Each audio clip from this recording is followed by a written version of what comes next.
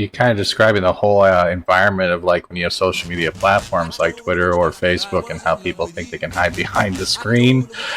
When you look at me, it's so weird when you do that. It throws me off. But it's pretty much the same thing. The keyboard warrior, I guess, in a way, like they'll say these things, they won't backtrack on them, and they just do it again to the next person or the other person over and over and over again. Nobody would ever be a hypocrite on the internet.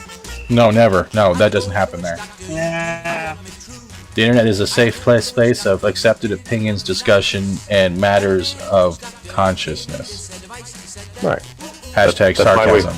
Right, that's why we have our own little communities that become our own little safe spaces until somebody says something or does something and goes beyond the pale, and then maybe we don't completely just throw that person out, maybe we just slowly distance ourselves from this person. We just kind of gravitate in other directions and leave other folks there, and then other folks will comment. It's kind of like the movement of galaxies and stuff like that. Yeah. I mean, we could sit down and actually maybe have behind-the-scenes conversations, see if we can come to some reconciliation.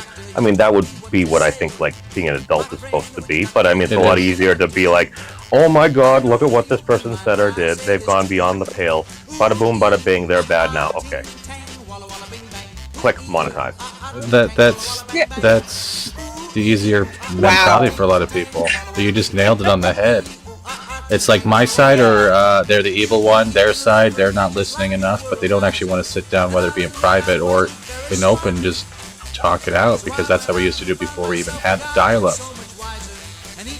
Even if you piss someone off in a letter, you have to write back an apology or work it through, or they wouldn't write back ever again. Same type of thing. To call somebody on a telephone. They're things that we have now that we also used to play Farmville on. Yeah. SimCity. Ah.